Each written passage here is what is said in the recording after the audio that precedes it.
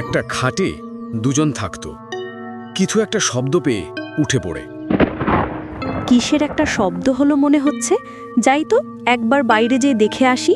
দীপা তার স্বামীকে কিছু না বলে সে বাইরে বেরিয়ে পড়ে।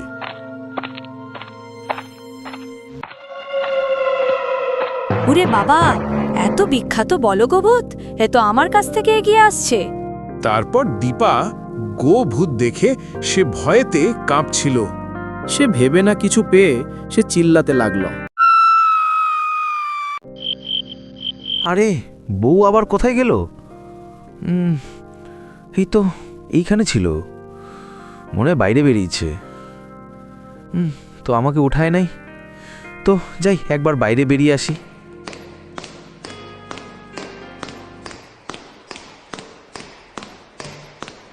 এসে দেখে তার বউ বেঁচে নেই। সে তারপর কাঁদতে লাগে, হায় হায়, আমার বউয়ের কি হলো? কে এসে মেরে দিয়ে চলে গেছে? কেউ কোথায় আছো গো, বাঁচাও!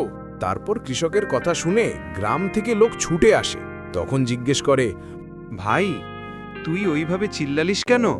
আমরা গ্রাম থেকে ছুটে এলাম তোর কথা শুনতে পেয়ে, আর ওইভাবে বৌমা পড়ে আছে কেন? ভাই শম্ভু, তুই চিন্তা করি না, আমরা কিছু একটা উপায় বার করে ছাড়ব।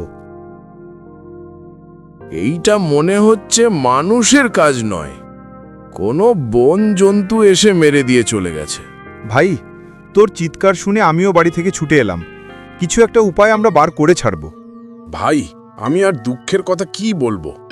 বাড়িতে দুজনে শুয়েছিলাম, বউয়ের চিৎকার শুনতে পেয়ে আমি বাইরে বেরিয়ে দেখি বউ দেখছি পড়ে আছে এইভাবে। হ্যাঁ হ্যাঁ হ্যাঁ হ্যাঁ, আমি আর কি করব বেঁচে থেকে?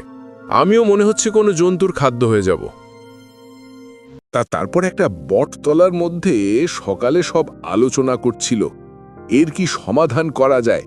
সেই সময় রাস্তা দিয়ে সমরেশ আসছিল। কিছু সমাধান পেলে শম্ভু কাকা, আমি তো চিন্তায় মরে যাচ্ছি।